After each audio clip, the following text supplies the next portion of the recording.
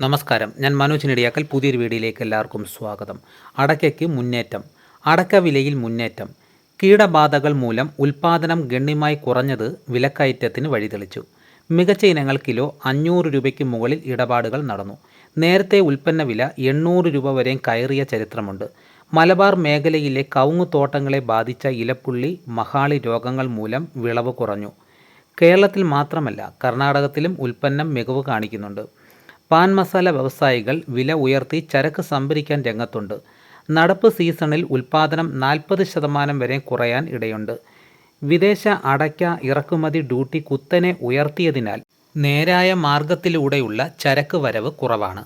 അതേസമയം ബംഗ്ലാദേശ്, മ്യാൻമാർ അതിർത്തി വഴി കള്ളക്കടത്തായി എത്തുന്ന അടയ്ക്ക മുഖ്യമായും ശേഖരിക്കുന്നത് പാൻ മസാല വ്യവസായികൾ തന്നെയാണ്. ഇതിനിടയിൽ തെരഞ്ഞെടുപ്പ് അടുത്തതോടെ അതിർത്തി സംസ്ഥാനങ്ങളിൽ കർശന പരിശോധന നടക്കുന്നതിനാൽ കള്ളക്കടത്തിന് തടസ്സം നേരിട്ടു.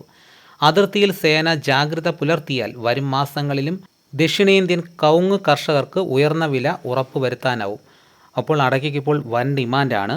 റബ്ബർ കൃഷി മാറ്റിവെച്ച് ഇപ്പോൾ കവുങ്ങ് കൃഷി ചെയ്യുന്ന ഒരുപാട് കർഷകരുണ്ട്. അപ്പോൾ റബ്ബറിനേക്കാൾ നേട്ടം കവുങ്ങാണെന്നാണ് അവർ പറയുന്നത്. ഇതോടുകൂടി വീഡിയോയുടെ പൂർണ്ണമാകുന്നു. എല്ലാവരും ലൈക്ക് ചെയ്ത് സപ്പോർട്ട് ചെയ്യണം. നിങ്ങളുടെ അഭിപ്രായങ്ങൾ കമൻറ്റായിട്ട് രേഖപ്പെടുത്തണം. മറ്റൊരു വീഡിയോയുമായിട്ട് ഉടനെ എത്താം. എല്ലാവർക്കും നന്ദി.